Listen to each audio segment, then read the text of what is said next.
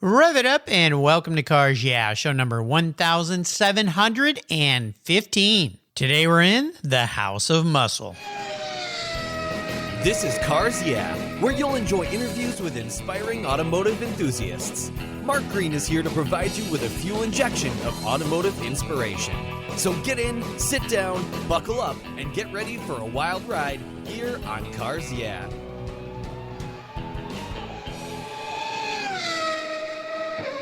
Hello, inspiring automotive enthusiasts, and welcome to Cars Yeah. Today I'm in Pleasant Hills, California. Beautiful place. Sun is out, warm and sunny, with a wonderful guest by the name of Mike Musto. Mike, welcome to Cars Yeah. Are you buckled up and ready for a fun ride? Absolutely, of course. All right, we'll have some fun. Well, before we do a proper introduction here, I want you to tell my listeners one little thing about you, Mike, that most people may not know. Got my automotive start on a reality show almost 15 years ago. Whoa, and which show was that? It was a show called Bull Run that ran for a couple of seasons back in the day. Think of it like a cannonball run style show with a bunch of competition thrown in for good measure. Fun. Well, very cool. Well, you're a veteran now. I mean, you've been doing so many cool things there. And let me give you a proper introduction. We're going to jump into your life a little bit here. Mike Musto is the executive producer, host, and director of the new media at Hemmings. He is a straight-talking, rabid automotive enthusiast who has a deep affinity for all things mechanical. He's been a fixture in the automotive community for over a decade, with over 3,000 articles published both in print and online in Hot Rod Magazine, Motor Trend, Carcraft, Haggerty, Men's Health, Road and Track, Hemmings. He also has two original automotive series, The House of Muscle and Big Muscle, which has garnered over 75 million views. Holy cow. Mike has a straight-shooting, no-nonsense style, and he's a trusted consultant and media influencer of OEMs, the aftermarket, and social media. We'll be back in a minute to talk with Mike, but first a word from our partners here at Cars Yeah, our valued sponsors. Give them a listen, give them a little love. Keep your seatbelt on. We're here in the house with Mike. We'll be right back. The best way to protect your vehicles is with a quality-made, custom-fit car cover made by Covercraft. It's the best way to preserve your vehicle along with the meanings, memories, and experiences that they give us. I've been protecting my vehicles with Covercraft since 1975. That's right. You'll find a multitude of options depending upon your individual needs. Indoor covers including form fit, fleece satin, and their unique view shield. Need a cover that will protect your ride outside? Their quality options include Weather Shield, Weather Shield HD, Weather Shield HP, Sunbrella, Reflect, Carhartt, Evolution, and NOAA. Covers for cars, trucks, motorcycles, RVs, and watercraft are all available. Whether you're looking for rain protection, UV shielding from the sun's damaging rays, breathability, dust protection, snow protection, ding protection, and protection from those paint-destroying bird droppings. Live in a windy area? Covercraft Gust Guards are a must-have option. Worried about theft? They also offer cable locks and built-in grommets that keep your cover safely on your vehicle. Their website makes ordering fast and easy, and their talented customer service department will walk you through any of the questions you might have. They can customize a cover for almost any vehicle. And I've got a deal for you. Use the code YEAH120 at covercraft.com, and you'll get 10% off your Covercraft order. That's right, 10% off. Just use the code YEAH, Y-E-A-H 120 at checkout. Covercraft, protecting the things that move you. All right, Mike, we're back. And as we continue on this journey, I'm going to call your life today. I'd love for you to share a success quote or a mantra, some kind of words of wisdom that you kind of live by. It's a nice way to get the tires smoking, which is something you love to do. So, Mike, grab the wheel. Yeah, I mean, I think one of the things that I try to go by is just never say no, right? I think life is a journey. It's all about your experiences. And I think far too often people are just, they relegate themselves to their sofa, and they feel the need not to scare themselves and not to get out of their comfort zone. And I think that's the worst possible thing that you can do. So, I think whether it's an automotive or anything, just don't say no. I mean, unless it's like illegal, then maybe say no. But otherwise, yeah. I mean, if somebody asks you to try something, if somebody asks you to do something and you might think that it's a little out of your comfort zone, do it anyway. It's all about the experiences. And if you don't make them, then what's the point of going forward? Absolutely. It's a great way to go through life. And we're just a few days away from 2021. Thank goodness. I know. 2020 is almost behind us. Oh my gosh. We'll talk a little bit about the many challenges we've all had this year. And I love this whole concept. I had a guest on my show a couple years ago, and her goal every January 1st was to set a New Year's resolution to fail 100 times in the new year. And when she first said that, I said, okay, why do you want to do that? She goes, because it meant I tried 100 new things. Absolutely. What a great way to go through life. So never say no. Yeah, next time an offer comes in front of you, just think the name Mike Musto and say to yourself, don't say no. Mike wouldn't say no. That's right. Yeah, just give it a try. Well, let's talk about your career because you've done a lot of very cool things. You're a producer, you're a host, you're a director. You've got this thing called House of Muscle and Big Muscle. So tell me what gets you excited and fired up every day to get up and have some fun around cars. I mean, the biggest thing is the people in the hobby, right? We can all talk about new cars and we can talk about the mechanics of them. And that's honestly not what interests me. It's always been the person and the individual behind the wheel. It's always been their story because that's what vehicles have always been used for. If a vehicle just sits still, well, there are no stories attached to it. Yet if you do something with it, do something fun with it, that's what I want to know about. I want to know if you brought your kids home from the hospital, if you got into an accident, if you got your first speeding ticket, if you took it racing, if you went off road. They're vessels by which stories are made.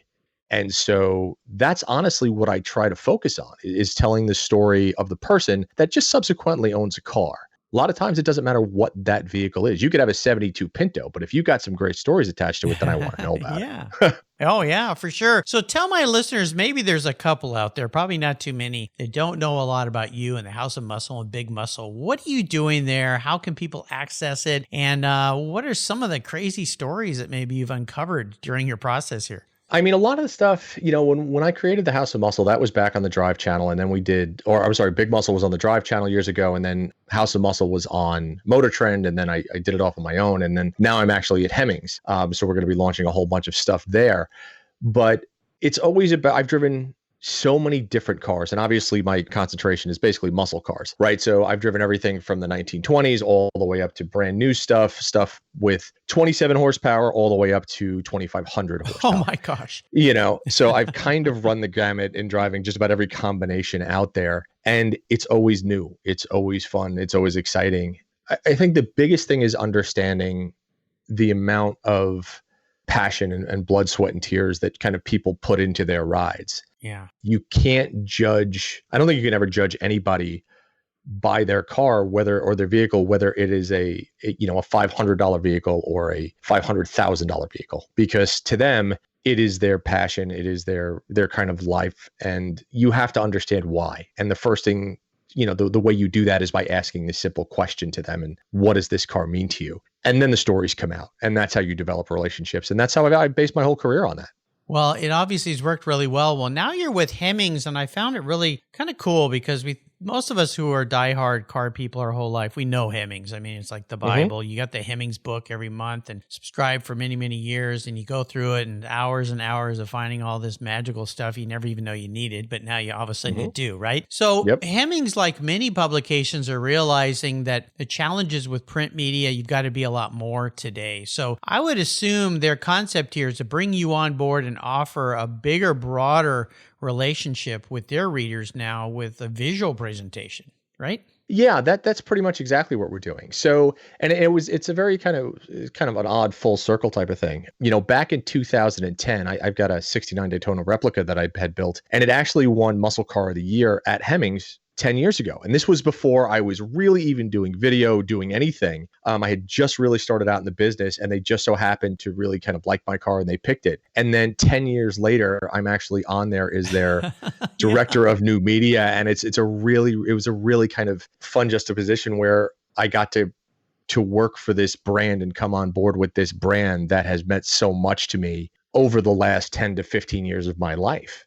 And it's just odd. So when I came on, yes, the whole goal is to, into 2021 and on, is to give Hemmings that visual presence that might not be seen in print, right? So it's video. We have our own podcast now. 2021, we're coming out with a host of shows of video programming that I really think people are going to love. And a lot of that is to keep the existing Hemmings audience, but then get their kids and get their grandkids and get their friends and make content that you can sit down with your entire family and go, this is really cool.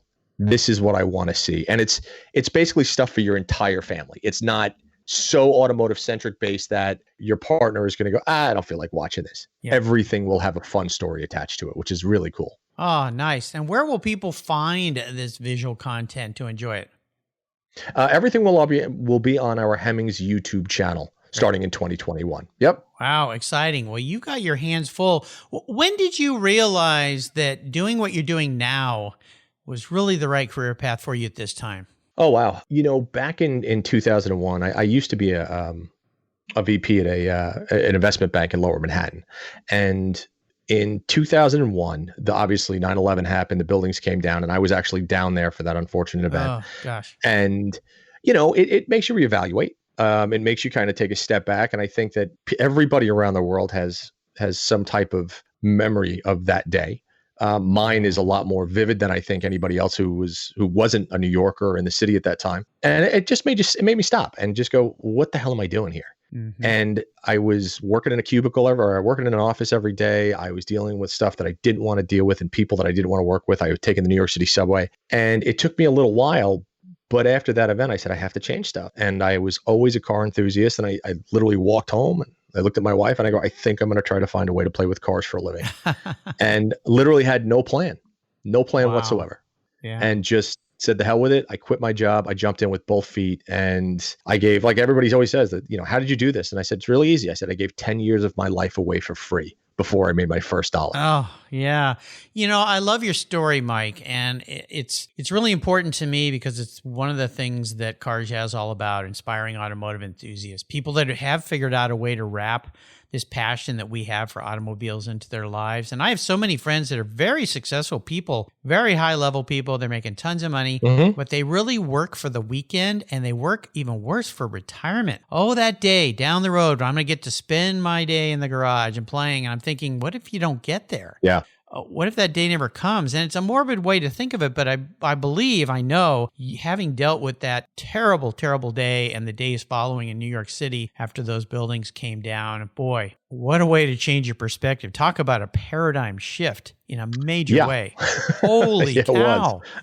Yeah, but I'm so proud of you because that is a very, very difficult thing to do, is to take that bold step. I always say it's a very bold and brave step to take that career plunge. And it's like when I started this podcast, people looked at me like, you're going to do what? Yeah, exactly. Right. And, I said, well, I'm going to give it a shot. Maybe I'll try it for a little bit. And here we are 6.5 years later, 1,715 shows later. And you kind of go, whoa, what happened? I even had my own TV show last year. COVID kind of killed it this year, but at least it didn't kill me. So that's a good thing. Right. And it can come back. I can always make that happen. What is the favorite thing you do about your career right now? What just is the most favorite part of it for you? Oh God. I think it's the fact that I get to the privilege of doing stuff that very few people get to do. When I first started my career, and I first started filming video and whatnot, I would go up to people and I'd be like, hey, my name is Mike Musto. I'm trying to start this show. I would really like to drive your car. And they would look at me and be like, excuse me? Get away from me. Because as you know, and as every other automotive enthusiast know, like cars are very sacred. Like you're not going to let some stranger that comes up to you randomly drive your automobile. Right. And now the fact that I get hundreds of submissions every month from literally around the globe of people going, I would really love for you to come drive my car. Isn't that incredible? Yeah, it's a really amazing feeling. And I mean, I think the best thing is, and you can never lose sight of it, it's truly a privilege, right? Yes. When somebody lets you drive their automobile that is a member of their family, or that they built with a family member, or they've gone through life with this thing, it really, really is a privilege. And you always have to keep that in the back of your head. And that's how you have to talk about the vehicle. And that's how you have to tell the story. And if you lose sight of that, then there's no reason. I wouldn't be doing this if I did do that. Yeah. When somebody tosses you their keys, it is a privilege. And for those of us who love cars, very few people I would toss the keys of my car to. Right. Mike, you probably be one of those guys, but I appreciate not that. too many people. So my wife won't even take the keys. I've offered, but she was like, I'm not driving your car. No, thank you. No, thank you very much. Well, I always like to ask my guests about a big challenge they faced, even a failure. And you talked about a huge challenge being in New York City for that day and how it shifted your perspective on the world and your life. But is there something you might share with us that taught you a really valuable lesson that helped you move forward in a positive way? Yeah, I think it's just failing. I mean, I failed at a hell of a lot more than I've ever succeeded at. And I think one of the biggest things you have to be willing to do is exactly that. You can't bank on any one thing. right? You could take a shot at a million things, but you're never going to succeed at a million things. I mean, if you are, then give me the formula because I don't know what it is. Right. But everything that you try and you fail at, it just goes into your portfolio. And, you constantly have to kind of just shut up, listen to other people and what they have to tell you, and just keep pushing forward. I think you can always have that one set goal, and that goal might not be defined out of the gate. You might not know what it is. I mean, when I had left my job in Lower Manhattan, I didn't know video was a thing because at the time it wasn't a thing, right? The internet was still quite young, and YouTube was quite young. Nobody was doing this type of thing, but you find yourself a niche. And as soon as you can do that, and, my father always used to tell me, he was like, if you think something is great or you think something is cool, odds are there's going to be a bunch of other people that are going to think the same thing. You just have to figure out a way to convince them that it's the right path. And so that's kind of, that's what I try to do. You just go out there. And like I said, if I had been successful at everything, it would have been amazing. But my God, if I failed at so many things, and that's okay because I'm here today, and it's a good thing. Well, it just means you tried a lot of things. I've over my years, different careers, hired a lot of people. And one of the questions, the typical questions, well, tell me what you haven't been successful at. And so many people would sit there and go, well, I've been pretty good at everything, and you feel like saying, so you've really never tried much, right? Is that what you're telling me? But I get it, because people are afraid to fail because they're afraid to look bad in front of people. I think one of the great things that I've learned interviewing so many people is that, and I've heard this from many people I've interviewed from around the globe, people outside of the United States, is they've almost all of them have said, you folks in the United States have an interesting outlook on life. You're not afraid to screw up. No. And I'll never forget this saying, well, what do you mean? Well, it's like Americans are okay with messing up. This was a gentleman from Great Britain. He said, in Great Britain, we have a stiff upper lip. I mean, you never talk about your failures. You would never tell anybody you screwed up. It's a cultural thing. But you guys over there, you love to screw up. I said, well, I don't know if we love it, but we try. I don't think you love it, but I think it goes back to the never say no. Yes. Right? You have to try stuff. And if you fail at it, okay, fine. You gave it a shot. You fail. Nobody comes in first every race. Right? Nobody goes to the gym on the first day and comes out looking like Arnold Schwarzenegger. Is that why it's never worked for me? Dang. That's why. It's one of those things where it takes time and it takes dedication and it takes perseverance. And then if you're really lucky and you have the right group around you that believe in you, then maybe you'll make it. But then again, maybe you won't. So you pick something else and you keep on trying. That's all. Yeah, it's never too late to start over. That's for sure. Nope. Yeah, just give it another shot. Well, this is a great conversation. We're going to take a short break and thank our sponsors. And we come back, Mike, I want to dive into your history with cars, your passion for cars. I mean, your whole life right now is around cars. What a fortunate guy. So keep your seatbelts on. We're going to be back with Mike in just a minute. And I want to know about that 1927 muscle car. Wonder what that was. We'll be right back. American Collectors Insurance. That's who now protects my Porsche Turbo. Yeah, the one I call my Orange Crush. When it came time to renew my policy, my carrier jacked my rates up, even though I'd been with them for years. I'd never made a claim. No tickets, nothing. What's with that?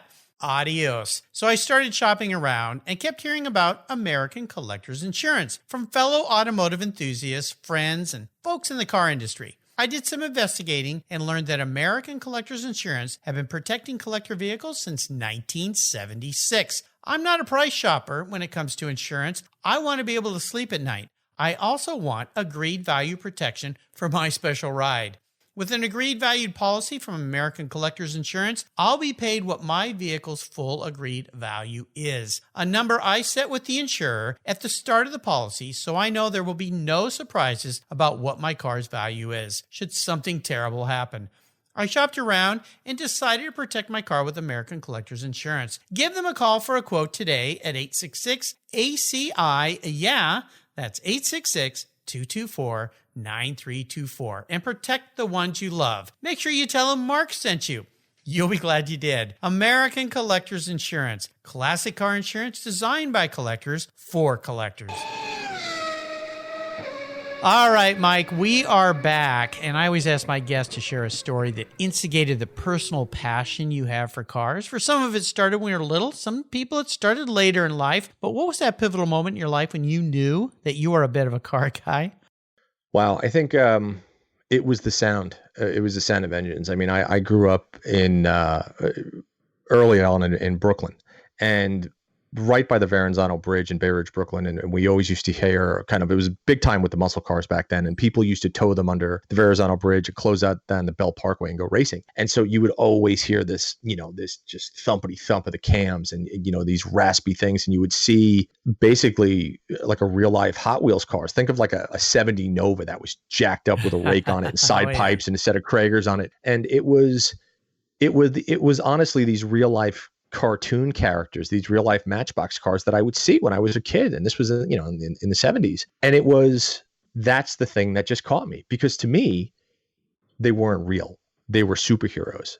And it was like, how do I touch those? How do I become those? And I always thought that everybody that I saw driving them, they looked like they were just having so much more fun than everybody else that was around them. And I was like, I need to be a part of this. And I think that's what it was. And I think I've had, probably thousands of Hot Wheels cars and Matchbox cars, as many kids do. And I don't come from a car family. It's just, my father was somewhat of an enthusiast, but not to the level that I'm at. Yeah, it's just something that you see and you resonate with. And I'm glad I got the bug early. No because kidding. it helped me pave the way. Definitely. Well, let's have a little bit of fun here. What was your first really special vehicle? That vehicle you finally got and you went, oh man, I wanted this for so long. I'm there. That was my Charger. I have a 68 Charger that I've had for almost 20 years. And that's the car for me. I mean, that's the one. That's the car I've always wanted. And I was finally able to get it. And I've had, I don't know how many dozens of cars since that car, but it's the only one that'll always stay. Yeah. The keeper, as we say. Mm-hmm. That is the keeper. That's correct. Yeah. There's something about that era of car. Now, when I think back to the 68 Charger, that's got the covered headlights, right? It does. Correct. Yeah. And, the size of that thing, it was one of those beasts because it was bigger than some of the other muscle cars or the pony cars, let's say, or the Camaros or whatever they might be. It just had a stance about it. And especially the way the back end came down, It just had a feel. And I remember some of them having that stripe around the back. That came up the fenders across the back deck, if I'm thinking about the right car, right? No, you're thinking about it. Mine is black with a red tail stripe. Oh, and it's, okay. it's just I think that 3-year period from 68 to 70 for so many cars that were made in the US, it was just an iconic time. And I think some of the best automotive design came out of those 3 to kind of 5 years, if you go to the early 70s. And, the Charger it was always sinister. It was just that car that you would look at and you'd go, I probably don't want to mess with that guy or that woman or whomever is driving that vehicle. To me, it's one of, if not the most beautiful muscle car ever to come out of Detroit. Yeah. And of course, we all remember that wonderful chase scene in Bullet where the bad guys in that Charger are bouncing off the hills in San Francisco. Yeah, most definitely. Well, I love the black with the red stripe. I mean, no kidding. That's a keeper car for you. Very cool. Well, I'm going to crawl on your head a bit here, Mike. A little bit of an introspective question. If you woke up tomorrow and you were a vehicle, now this isn't what you want to be. This is your personality manifest into a vehicle. What would Mike Musto be? And more importantly, why? Oh, I think it would be my Charger. Just because I think so much of myself is in that car, right? And you look at it, and I think any owner that's owned something for a number of years can relate to this, right? I look at that car, and that car I put, close to 70,000 miles on it. I've driven it across the country 3 times. I've raced it in events. It used to be my on-track road course car before I got wiser and was like, I probably shouldn't do this anymore. And it's got a lot of battle scars on it. The front is all chipped up, and it's got leaks here and there, and some of the gauges don't work. And, from the outside, it looks great. The paint is still shiny, but it's got a couple little imperfections, and it's tired. And it's kind of like its owner, but we've taken this journey together, and that car is literally the reason I do what I do today. Yeah. So what a great story. Well, you're a fortunate guy. I've met and spoken to so many people that didn't keep cars and let them go and then really wish they could have them back. So don't ever sell them. That's the Yeah, problem. I mean, I know. find that one and don't ever sell it. Yeah, there you go. Some of us are always still looking for that one, but Mm-hmm. I understand. All right, Mike, we're going to enter. Oh, you know what I should have asked? I didn't ask you. I led into it with a segue there. You mentioned a 1927 20s muscle car. How would you define them? We all think of muscle cars as late 50s, maybe 60s. How would you define a 1927 muscle car? What would that be? Oh God, it's the speeds have changed so much over the years, right? So when you Yes. think of like a Model T and the first person to jump behind the wheel of a Model T and do 22 or 25 miles an hour, You thought he was going you know, fast. that's booking. When you're Yeah. you're running around on like wheels that are with wooden spokes and tires that are pizza cutters. And I've driven a host of them, and just the process by which you got to move the stator and you have to do this, and you've got to crank it by hand in the front. They're terrifying. They're utterly terrifying to drive. At 30 miles an hour, driving a Model T is akin to, getting in a 2000 horsepower Super and stepping on the gas for the first time, because you don't know how anything works. But they're all fun, and it goes back to the whole experience level, right? Some are amazing, some are terrible, but they're all fun. Yeah. I mean, I will never turn down a ride in anything, because you never know what the experience is going to be like. Oh, I know. I spent a day, I was at the Ironstone Concours a few years ago, and I got invited to go on their tour, and I rode along with a gentleman who owned a 1917 Indianapolis 500 race car. Oh, God. Yeah. And it was interesting and terrifying and exciting, and I'll never forget it. You're so vulnerable. And as we were driving just on the roads, I'm thinking, if this guy crashes, we're dead. I mean, you're so high. But I'm thinking, some guy actually in that car that he had raced in multiple races over the course of several years, and he still races it in vintage racing today. I'm thinking, those guys that climbed into this thing and drove them at 70, 80 miles an hour. Oh my gosh. Oh yeah. I mean, I had filmed, I think it was a 1927 Model T, and it had a blown a big block Chevy in it. It made something like 600 or 800 horsepower. It had skinnies in the front and big fat meats on the back, and like a tiny hoop for a roll cage. Yeah. And it was terrifying. Yeah. I mean, you would jump on this thing and it would rear up on its haunches. Wow. And it would track straight, and then you would get off, and because the tires were so big, it would just dance. The back end would dance. And I said, how fast did you guys used to run this thing? And they were like, oh yeah, we ran it like, 10 2s, 10 3s. And I go, are you insane? Because, today we get in vehicles and everything is just so good that you could buy a 10-second streetcar right now. And it's not that uncommon. And I said, are you insane? He goes, Mike, we didn't even know any better. He goes, we just wanted to go fast, and this is what we had. Yep. Yeah. So you go, okay, makes sense. And honestly, like, I probably would have done the same thing. So you go, makes sense. I'm guessing you would have. All right, Mike, we're entering what I call the last lap. I'm going to fire off some relatively quick questions, get some quick answers from you, some nice blips of that 68 Charger throttle that you know so well. So here we go. What's one of your personal habits you believe has contributed to your many successes in life? This is really simple. Don't be an asshole. It's really, I really think that's a big part of it. Be nice. Yeah. Just be nice to people. Be humble. If somebody helps you, help them. I think that in this industry in particular, you have so many egos that are dancing around trying to get to that next level. And, in the time of social media, people post things and they say things and they act a certain way because they think that's what the public wants. And they're not. They're pandering as opposed to being true to who they are as an individual. So honestly, it takes effort to be an ass. It's really easy to be nice. Unfortunately, I've probably met a few people that seemed like it was effortless for them. But you kind of scratch your head and go, why do you have to act like that? I don't understand. Yeah. Just be nice to people. Be nice. Yeah, definitely. Now, if I could arrange for you to have a drink or a meal with anyone in the automotive industry, living or deceased, and I know you've spent time with some amazing people, but somebody maybe you haven't, who would it be? I probably haven't met them yet, to be honest with you. I think, my favorite people to talk to, like, I'll go to car shows by myself, and generally what I'll do is I'll walk around by myself, and I'll find somebody that I think looks interesting, and I have conversations with them. And that could be the oldest gentleman with the longest gray beard sitting next to whatever it is, or that 5-year-old kid that has saucers in his eyes because he just heard something start up. Yeah. And I think that's where, I think, again, so many people are just out to make a career for themselves as opposed to kind of trying to foster the hobby as a whole. And I think you need to talk to people who are entrenched in this hobby that are not in the media world. I think you need to listen to their side of things and their story and ask them questions about why they got into this hobby and why they're still in it after so many years. And then on the flip side, look at those kids and ask them why they got excited when they saw that, that 68 Charger or that Nova or, a Supra. It doesn't matter.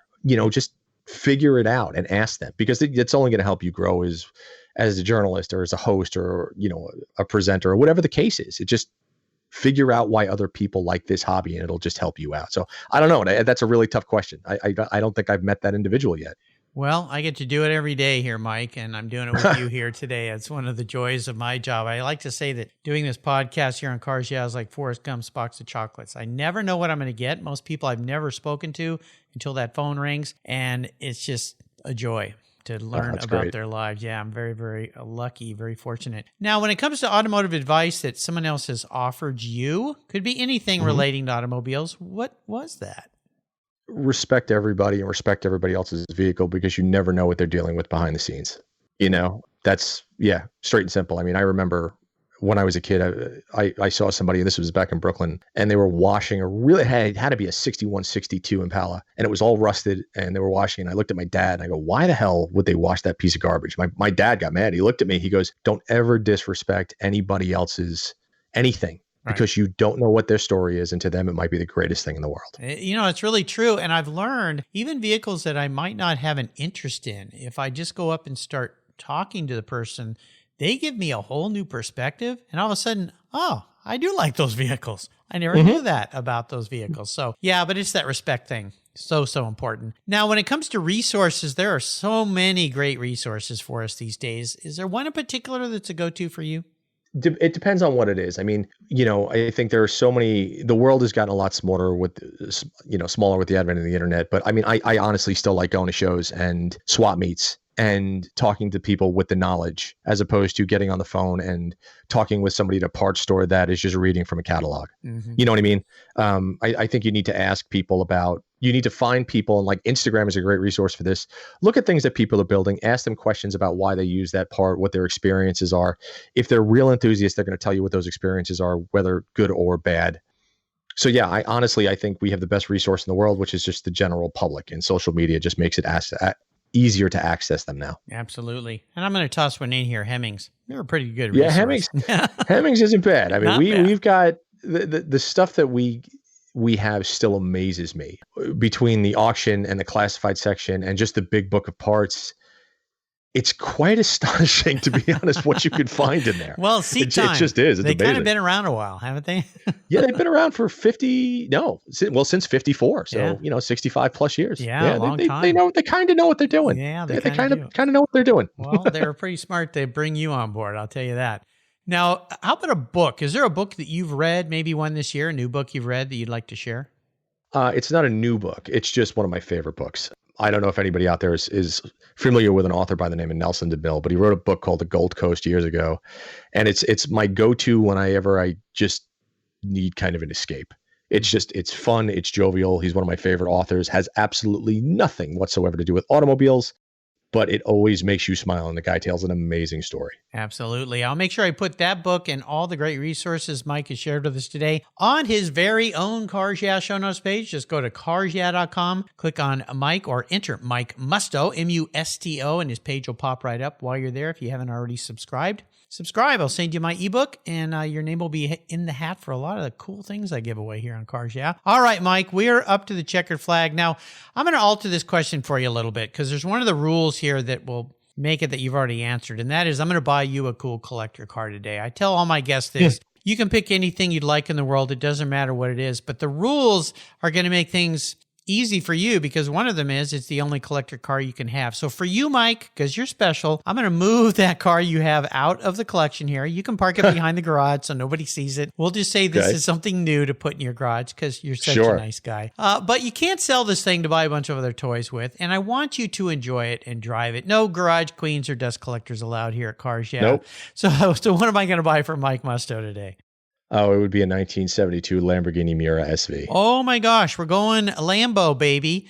Yeah. Oh my gosh. Well, one of my bucket list cars. I've had the luxury of driving one some time ago, and it was like, oh my gosh, this thing is insane. What is it about the Miura that you love so much? It's the lines. I think that it was the first mid-engine supercar, and it was designed by a bunch of 20-something-year-old kids that penned this extraordinary shape and this form. And it, to this day, I think, where I look at the Charger and I go, this is one of the most beautiful American cars ever made. I look at the Miura and go, this is one of, if not the most beautiful car ever made. Yeah. And it's like a sculpture. I mean, it doesn't have a bad line on it. It's stunning. Can you imagine being a fly on the wall in Enzo Ferrari's office when he got a glimpse at that? Oh, would have been amazing. He probably pulled in all of his designers, say, okay, guys, what have you been up to? Yeah. Maybe not, but that car is so, so cool in so many ways. It's just, it's a delight. What color would you like yours to be? Because they made some really cool colors back in the 70s. They did. I would probably go, they almost have like a burnt orange. I saw one that was almost like a burnt orange with a gold or a bronze lower half and bronze Campagnolo wheels. Yeah. And it's just, that's the one that always kind of sticks with me. And it's, and I honestly, I actually have a friend with one, and I should ask him to take a ride in it, but it's that unicorn, right? It's that car that you almost never want to drive or get in because you don't want to meet your heroes sometimes. So yeah. There's a local friend of mine up here in the Northwest that has some amazing cars. Several of his cars have won the biggest prize at Pebble Beach, John Shirley, and he had one on the lawn last year. I won't say this year, but last year, obviously, nothing this year. That was a beautiful orange color with kind of a whitish cream interior, and his cars are all over the top insane. They're restored by Butch Dennison here in the Northwest. He does a marvelous job. And yeah, I'd seen him in orange before, but there was one I saw actually the day I met Donald Trump at Mar-a-Lago at his home there. There was a car show going on. I was there. I was part of Cavallino.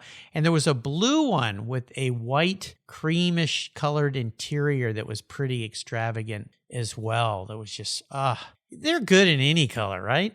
Oh, yeah. They're stunning. They're always stunning. Yeah. All right. Well, I'll get to work. It's going to cost me a pretty penny here today. But for you, Mike, anything, I'd be happy to park one of those in your garage. You've taken me on a wonderful ride today. I want to do a shout out to our mutual friend, Terry Wilson, for introducing me to Mike. Terry's just an awesome guy. He has introduced me to so many cool people. If you missed my talk with Terry, he's been a guest here on Cars Yeah. So he and Mike are Cars Yeah alumni now. Before I let you go, would you share one little parting piece of wisdom or guidance before you rip off down the highway in that beautiful burnt orange Lamborghini Miura?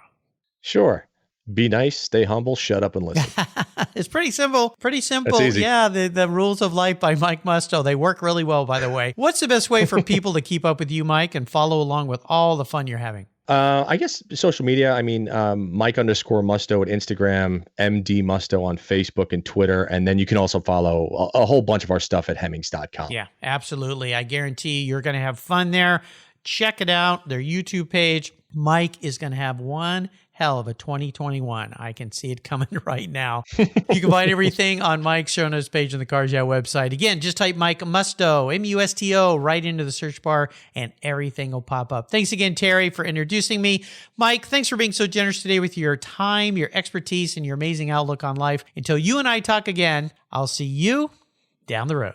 Mark, thanks so much. Absolute pleasure to be here. Looking forward to coming back. This has been great. I appreciate it. Kevin Buckler is a winning racer and team owner of the Racers Group. He has over 100 professional wins, multiple wins at the 24-Hour of Daytona, and a win at Le Mans. Kevin realized the racing world is about the people and founded Adobe Road Winery. He and his team have created a winning combination with the Racing Series, 4 ultra-premium red wine blends that are in a class of their own with a racing twist. Just like in racing, these wines comprise of art, precision, engineering, science, superb taste, all blended together with a whole lot of fun. There are 4 carefully crafted blends with race-inspired names: Redline, Apex, Shift, and the 24. When you purchase all 4, you get the entire lineup in a beautifully designed gift box. There's a printed description of the blends inside the box lid, and every bottle is parked in a protective, die-cut placeholder.